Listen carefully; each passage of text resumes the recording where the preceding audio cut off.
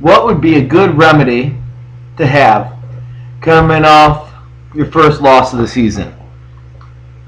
I know the scheduling gods would give you Shea Bush and Feeling a Breeze as an opponent. There it is. Cologne Centurions, 7-1, coming off their first loss, going against 1-6-1. Shea Bush and Feeling a Breeze coming off their awesome 37-point loss. I'm sorry, not 37-point loss. They actually only got 37 points in a loss. So that's what's going on. Anyhow, week 9, you got Centurions, top of the league. Shea Bush, bottom of the league. Stranger things have happened. We'll see if it will happen this time. Shea Bush, Feeling Breeze. ESPN has underdog by 15 points, 95-111. Obviously, Clemson Centurions gets an extra point for home field advantage. We'll go into this one really quick. I don't think this one's going to take too long to analyze here.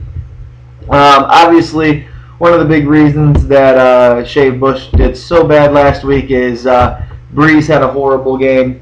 But Breeze going against Tampa Bay, definitely see him having a comeback. 24 points for Drew Brees. Josh Freeman for Centurions. He's going to get the start because Cam Newton's on a bye. But he's going against New Orleans defense. He's mistake prone, but he'll get a few. Give him 10 points. Running backs for Centurions: Ahmad, Bradshaw, Fred Jackson, and the flex is Larry Fitzgerald. Ahmad Bradshaw going against New England. Gotta like that matchup, especially with how bad New England is. Give him one score, about 50 yards. Give me about 11, 12 points for my Bradshaw. Fred Jackson, top of the league this year is running backs. I don't see it continuing. I definitely don't see it continuing against the Jets this year. Look for them to stack the box. Give me 9 points for Fred Jackson this week.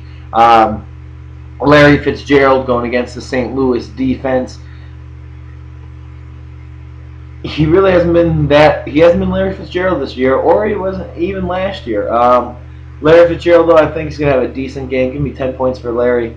If you look at Shea Bush, Feeling a Breeze, running back, I got a feeling Peyton Hillis is starting this week, so he's probably going to be in there instead of Alfonso Smith, who's going to get like 1 or 0 points again for you. Also, I'd probably put in Plaxico Burress. And I would also probably put in, I hate to say this, Reggie Bush. It'll give you a lot higher of a chance. Only one that I agree with in your first 3 is Jarvis Green-Ellis against the Giants. Seeing him getting 12 points. If you keep Smith and Walter in, I see combined only 5 points between them. I definitely would put in Plax and Reggie, or Plax and Hillis. If Hillis plays, obviously. Receivers, Hakeem Nicks, very questionable. Don't know if he's going to go. If he doesn't go, put Plax there, put Reggie in the flex. If he does go, obviously you got to keep him in, especially against a cracking New England defense. Wes Welker going against the Giants. Gotta like Wes Welker. They don't really have someone to match up with Welker. So give me 17 points for Wes Welker. Go to some Centurions. Victor Cruz, he's been benefiting for the Giants lately with Hakeem. We'll see how he does. It's going to kind of be a head-to-head matchup here. Victor Cruz against Hakeem Nicks. I see Cruz being not injured. He's going to have a better day. Give me 15 points for Cruz. Early Doucette for Arizona against St. Louis. Really don't like him. I personally might actually have to start Doug Baldwin. Hold on. Alright, so where was I? Said early Doucette won't be doing anything, right? I don't know, something like that. Anyhow, tight ends. Rob Gronkowski, like him against the Giants. You know he's going to do well. 8 points for him. Jermichael Finley, think he's going to do really well. I say 14 points for him. Calvin Johnson is sitting on the bench for you. So is Cam Newton.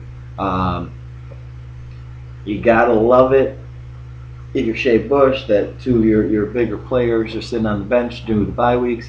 I actually am going to call for the upset if he changes those players in his running backs or flex spot. Whether he does or not, I don't know. But if he does, I'm calling the upset 84-76. Jay Bush. We'll see. Good luck, guys.